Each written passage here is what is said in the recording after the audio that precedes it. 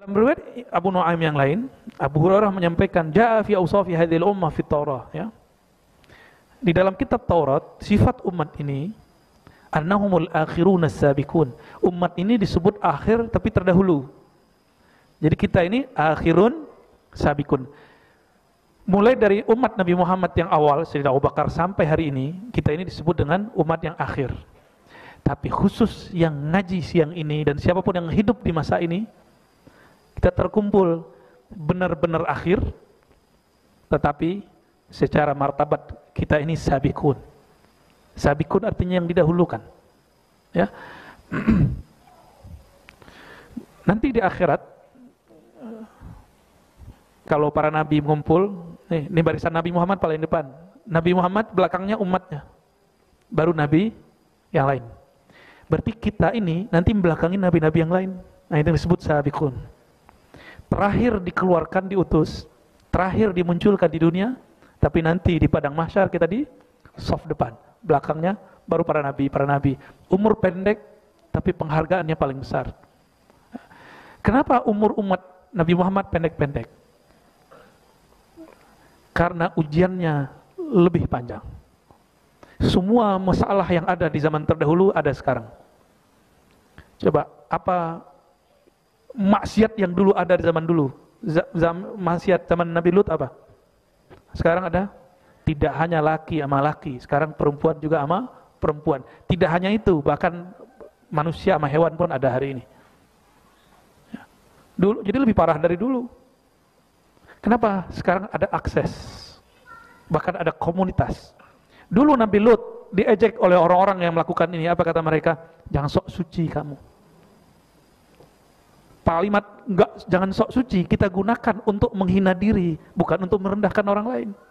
Nah, bagi mereka itu untuk membela diri, ya. Apalagi umat terdahulu ada yang menggauli emaknya. Sekarang Pak ada. Ya, ada saudara dengan saudara, sibling. Sekarang terjadi. Nauzubillah min dzalik, ya. Riba sekarang tambah banyak. Ya, mohon maaf, saya termasuk yang tidak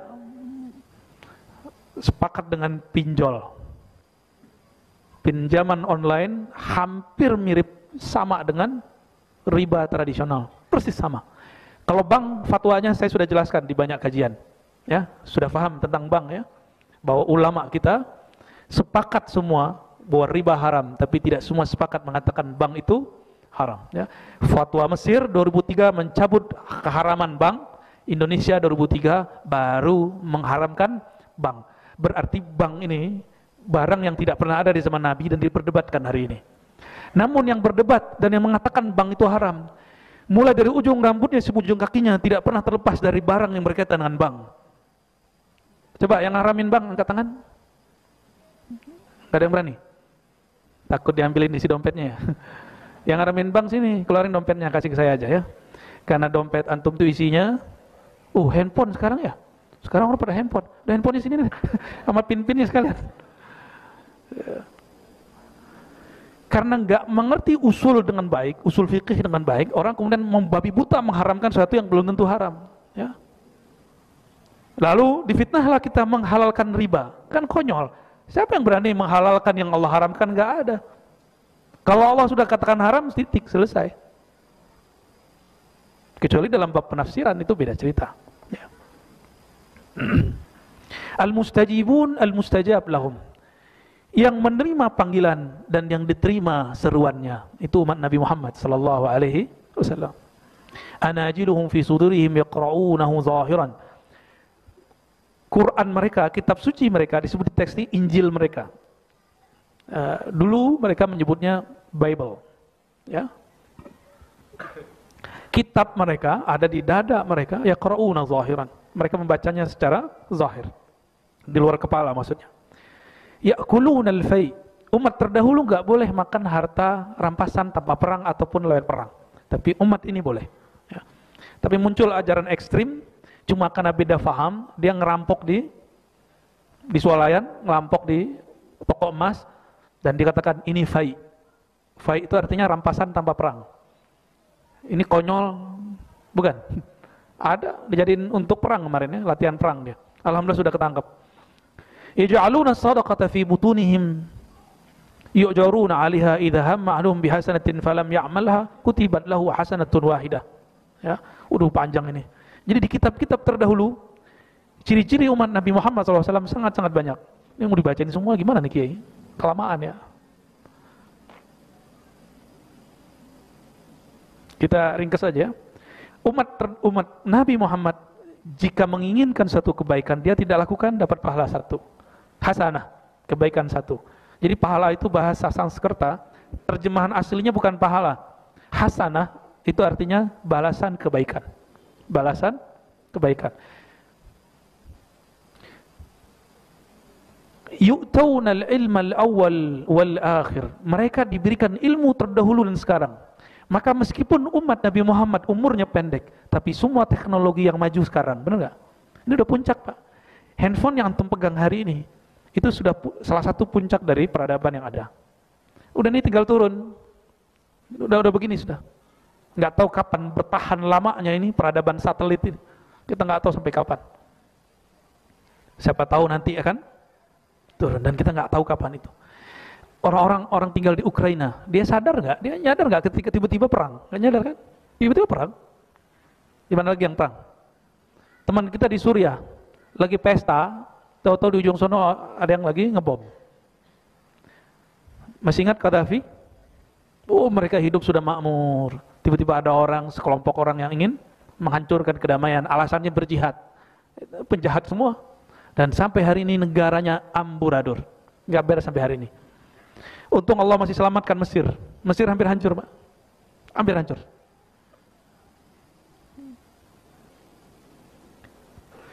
Ilmu terdahulu dan ilmu orang akhir. Orang terdahulu ilmunya ilmu hakikat. Orang-orang akhir sekarang ilmunya ilmu syariat. Ilmu zahir, peradaban. Jadi Bapak ini kalau ketemu Nabi Musa, Nabi Sulaiman, yang paling keren Nabi apa?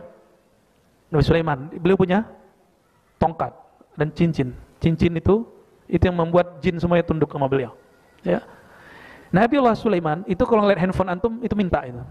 Nih canda guru kita begitu. Lebih canggih soalnya, nggak perlu manggil angin, jadi datang. Ya. Tapi coba lihat, kita kalau mau transaksi pakai kode nggak? Pakai nama, pakai akun? Bener? Bener ya? Harus ada pulsanya? Harus terkoneksi? Sama, itu bab zahir. Kalau ingin punya rekening batin, harus punya akun batin. Harus punya tabungan batin. Harus punya akses jaringan kepada Allah yang maha batin. Baru rekening batinnya nggak habis-habis. Semakin dia ngasih, memberi, semakin nambah. Itu yang disebut ilmu awal wal akhir. Ilmu orang terdahulu dan sekarang. Coba bayangin, Nabi Adam ketemu istrinya. Siapa nama istrinya? Sayyidatuna Hawa. Gimana caranya? Nggak ada handphone, nggak ada GPS. Neng. Kamu di mana, Neng? Kan nggak ada. Nggak ada sama sekali. Pakai apa? Pakai ilmu. Inilah ilmu yang digunakan oleh beliau. Tapi kalau guru-guru kita dulu macam-macam cara jelasinnya. Wah, kalau nggak ada ilmu al-batin itu di kolbunya, nggak bisa ketemu Pak. Orang dunia seluas ini.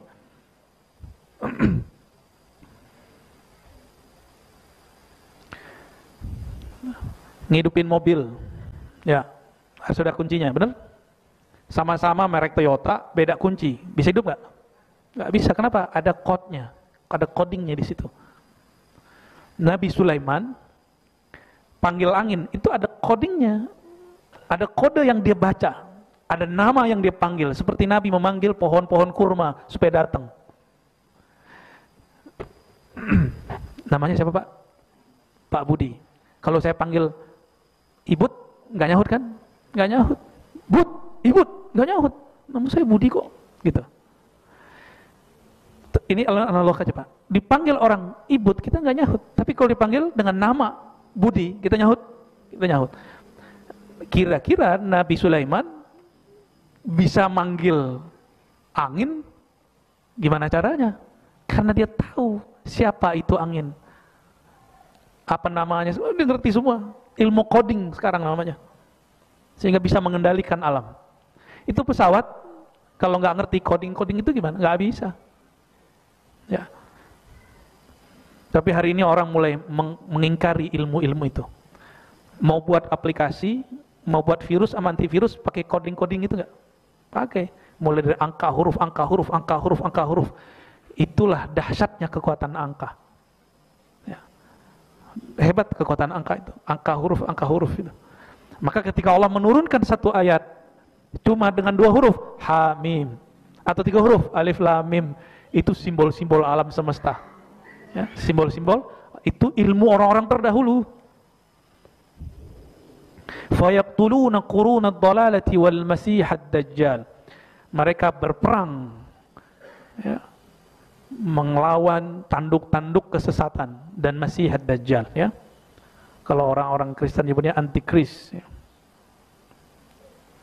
Kalau dalam ilmu sosiologi disebut Mesiah. Ya. Mesiah ini paling dekat dengan istilah bahasa Arabnya Al-Masih.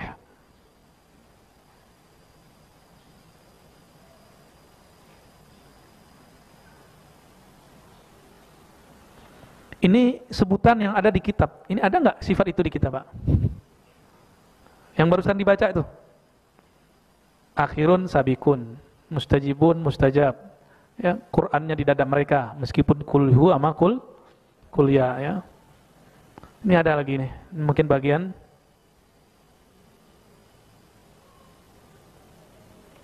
Nah, kita bacalah. Ja'a fi wasfi hadhil ummah annaha khairu ummatin ukhrijat linnas. Kata Abu Nuaim dari Kabel Akhbar, di kitab terdahulu umat ini adalah umat yang terbaik yang pernah ada. Jadi kita ini umat terbaik yang pernah ada. Fasilitasnya, zamannya, apalagi karakternya satu. Nah, ini semoga ini ada di kita nih. Satu, ya'muruna bil ma'ruf, mereka mengajak kepada yang ma'ruf. Ma'ruf itu pantas. Amar ma'ruf nahi mungkar bukan dengan mendatangkan kemungkaran baru, bukan dengan membentak, bukan dengan kata-kata kasar, bukan dengan menyakiti orang. Amar ma'ruf, ma'ruf artinya sesuatu yang pantas, yang layak, ya. Nahi mungkar menolak yang tidak dikenal kebaikannya. Yu'minuna bil kitabil awwal akhir. Ciri kedua umat Nabi Muhammad dalam kitab terdahulu, mereka percaya kepada kitab-kitab terdahulu dan sampai terakhir. Percaya semua? Kalau yang pertama masuk enggak? Mengajak kepada yang ma'ruf, melarang dari yang mungkar. Moga masuk, ya.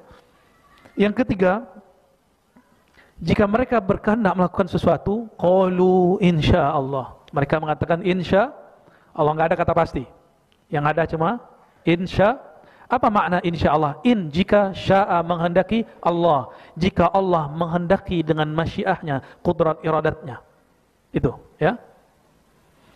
As-sa'idu lahum tuhurun wal ardu lahum masjidun. Jangankan air, debu-debu yang menempel di bumi, di tanah, di tembok, semuanya suci untuk mereka. Benar, ya? Suci nggak buat kita? Coba diperhatikan Bapak Ibu, saudara-saudara yang dimuliakan Allah. Kalau air nggak ada, kita tayamum. Tayamum itu bersuci sebagai pengganti air. Di mananya suci? Debu kita ambil, kita lap, ini itu tambah bersih atau tambah kotor? Harusnya tambah kotor dong. Ternyata Allah itu menjadikan tayamum itu bukan kebersihannya yang dicari, tapi kepatuhannya. Bapak kentut, ada yang nggak bisa kentut? Oh gawat tuh, kentut. Tapi yang dicuci, maka nyambung? Nyambung. Kata Sayyidina Ali karamallahu wajhah dalam Sahih Bukhari, ini bukti agama ini tidak dibangun atas akal-akalan, tapi dibangun berdasarkan wahyu kepatuhan, ya. Wal ardu lahum masjidun, hamparan bumi bagi umat Nabi Muhammad boleh dijadikan tempat sholat. Ini bedanya kita dengan umat lain. Umat lain dia sholat mesti di tempat ibadahnya. Kalau kita sholat di mana aja boleh, yang penting tempatnya tidak najis, ya. Bahkan Nabi Muhammad SAW pernah sholat di kandang domba, dan beliau sholat di situ. Gimana? Udah begitu belum? Belum, ya? Bumi hamparan menjadi tempat sujud. Gimana, Pak? Belum, ya? Wal ardu lahum masjidun ghurrun muhajjalun min atharil wudu. Mereka ini terang anggota tubuhnya karena bekas wudu. Nah, ini yang bisa lihat ahli ma'rifat. Tapi secara zahir, ciri-ciri ahli wudu, mereka suka bersih. Ahli wudu itu bukan orang yang wudunya lama. Wudu lama itu berarti kena setan, namanya walhan. Udah wudu, kayaknya ulang lagi. Ini setiap wudu kotor. Nabi itu wudu sederhana sekali, bisa dengan air sedikit. Dan Nabi kalau wudu, karena dulu tidak ada keran, ada yang nuangin, terus ada tempat nampung, lalu Nabi ngambil dikit-dikit, dikeluarin tangan, kepala, satu-satu. Jadi air segini cukup. Kalau kita gimana? Mesti, ya. Maka di luar negeri, di barat, orang Indonesia kalau sholat Jumat pasti airnya luber kemana-mana, dan itu masjid langsung tekor. Bayar airnya kemahalan. Nah, ini tips, walaupun kita di negeri yang banyak air, kata Nabi, iqtasid walau kunta fi nahrin jarin. Hendaklah kamu hemat air meskipun di tempat yang ada air mengalir, di sungai. Nah, jadi nanti kalau berwudu di bawah, coba praktekin. Bukanya dikit kecil, jangan gede-gede. Kayaknya harus ada inovasi, Kiai. Wudu itu nggak boleh buka banyak-banyak. Jadi kalau dibuka air yang kecil aja. Gitu. Khusus tempat wudu, kalau tempat bersuci lain digedein. Bisa nggak digituin? Protes ya. Oh, nggak seru nih masjid sini gitu ya. Berarti ngaji fikihnya kita belum beres. Ngaji fikihnya kita nggak beres. Nah, mulai pagi ini saya berharap siapapun yang hadir di majelis ini ataupun yang mendengarkan kajian ini, coba mulai berwudu dengan cara yang hemat. Karena kita ini males mati-matiin, nutup-nutup, bukanya dikit ya bukanya. Itu air kalau kita biarin, air bersih nggak? Tapi masuknya ke solokan itu air bersih, Pak.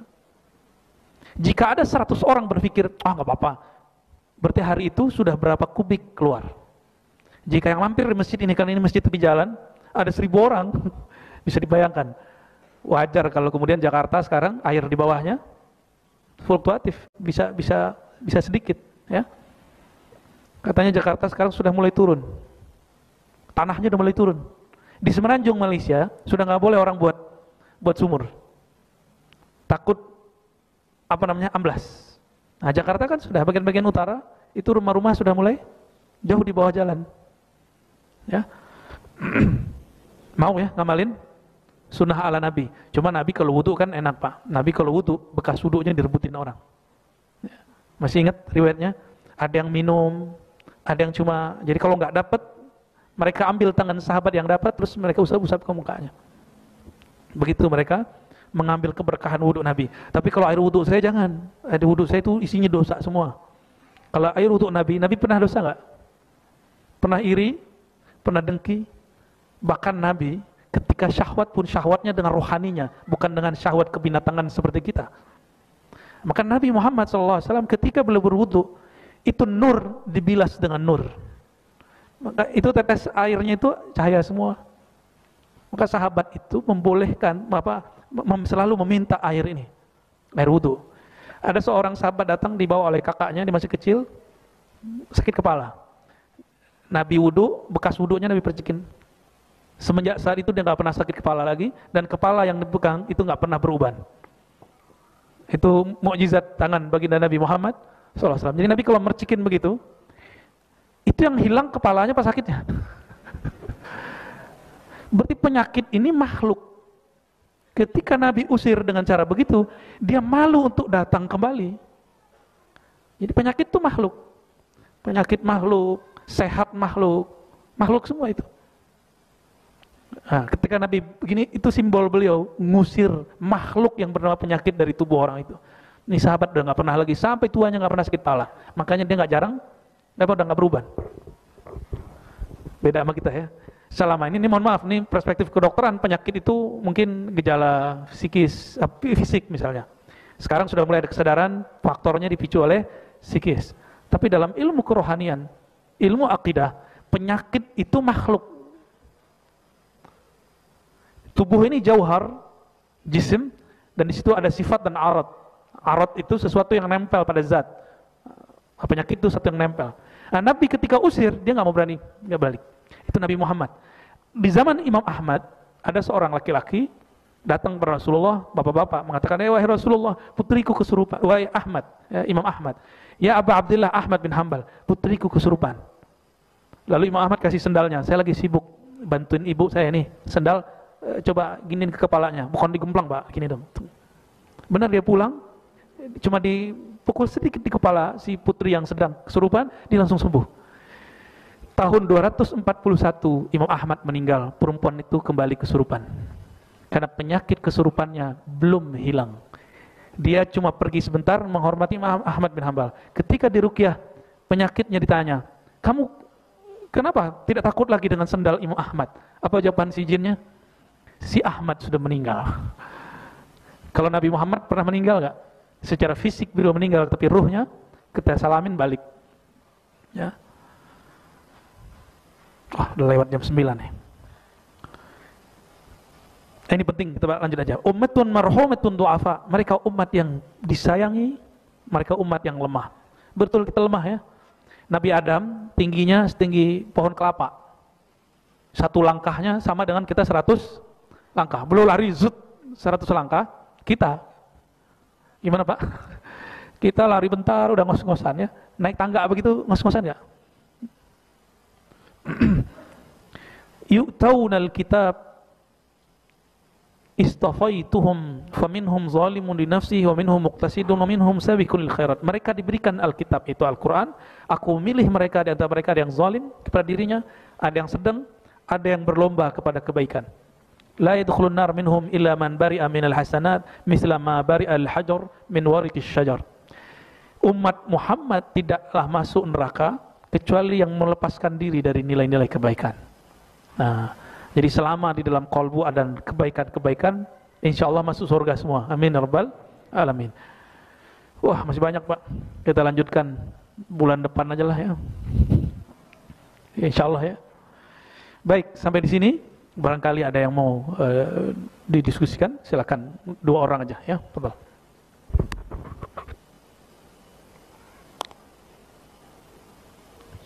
Bapak Ibu, barangkali ada 2 orang yang mau bertanya, enggak? Atau mungkin sudah cukup? Sudah kenyang. Sudah cukup Bu ya. Alhamdulillah. Mohon doa Bu ya. Tahu aja saya harus buru-buru ya. Baik, insya Allah kita lanjutkan khasais umat Nabi Muhammad SAW yang ke-13 di pekan depan insya Allah. Sebelumnya, sebelum masuk ke 13, nanti ada kekhususan spiritual umat Nabi Muhammad yang nomor 12 itu ya, nanti masih ada, yaitu suka berzikir. Insyaallah nanti kita bahas. Semoga Allah taala meridhai kita semua. Na'udzubillahi minasyaitonir rajim. Allahumma rahmanir rahim ya karim ya azim salli ala sayyidina Muhammad. Ya Allah, sampaikanlah salawat dan salammu, rahmatmu, kasih sayangmu kepada Nabi Muhammad sallallahu alaihi wasallam. Allahumma ya Allah, semua nama-nama, semua sifat-sifat umat Nabi Muhammad sallallahu alaihi wasallam yang disebutkan dalam kitab-kitab terdahulu, bahkan yang disebutkan dalam kitabmu Al-Quran surah Al-Fat ayat 29, ya Rabb, kami tidak pantas untuk menyandang sifat-sifatnya. Namun ya Allah, dengan rahman rahimmu, pantaskanlah kami mengambil 1 atau 2 bahkan lebih daripada sifat-sifat mereka. Allahumma ya muqallibal qulub, wahai yang membolak-balik hati kami senantiasa berubah ya Allah. Fasarrif qulubana ila ahsani halin. Namun ya Allah, jika engkau hendak mengubah hati kami, maka arahkanlah ia kepada yang lebih baik, kepada lebih taat, dari kejahilan kepada ma'rifat, dari kebencian kepada kasih sayang. Allahumma ya Allah ya Nur, nawwir qulubana. Ya Allah, kalbu kami penuh dengan kegelapan-kegelapan sifat-sifat yang tidak baik. Tubuh kami penuh dengan kegelapan-kegelapan maksiat. Namun dengan nurmu ya Allah, nur nabimu ya Allah, maka semua itu akan terang benderang. Fanawwir qulubana, maka cahayailah kami ya Rabb. Waj'alna nuran, jadikan kami ini bercahaya ya Allah. Allahumma ya Allah, nawwir qulubana binuri dzikrik. Ya Allah, beri cahaya kalbu kami dengan banyak menyebut namamu. Wa nawwir asrarana binuri ma'rifatik. Ya Allah, simpanlah ma'rifatmu, pengenalan-pengenalanmu, ilmu-ilmu tentangmu di dalam sir kami, di dalam rahasia yang paling dalam diri kami. Allahumma ya Allah, ikhtim lana bihusnil khatimah. Ya Allah, kami tidak tahu bagaimana akhir hayat kami, namun engkau maha pengasih ya Allah. Dengan kasih sayangmu dan dengan kemuliaan Nabi Muhammad Nabiur Rahmah, fakhtimna bihusnil khatimah, tutuplah umur kami dengan husnul khatimah. Ya Rabb, masa lalu kami ada yang baik, ada yang tidak baik ya Allah. Engkau maha tahu semuanya ya Allah. dan dengan keagungan-Mu, dengan Ghaffar-Mu, Maha Ampun-Mu, hapuslah semua keburukan di masa lalu kami ya Allah. Hapuslah semua dosa yang pernah tersimpan dalam tubuh kami ya Allah, dan pandanglah kami ya Allah bi'ainir ridha, dengan pandangan ridha-Mu ya Allah. Birahmatika ya arhamar rahimin. Rabbana atina fid dunya hasanah wa fil akhirati hasanah wa qina adzabannar wa khtimna bil khairat wa barik lana wa fi ahlina wa fi dzurriyyatina wa fi azwajina wa fil ummah al muhammadiyah. Wa sallallahu ala sayyidina Muhammad walhamdulillahi rabbil alamin. Subhanakallahumma wa bihamdika asyhadu an la ilaha illa anta astaghfiruka wa atubu ilaik.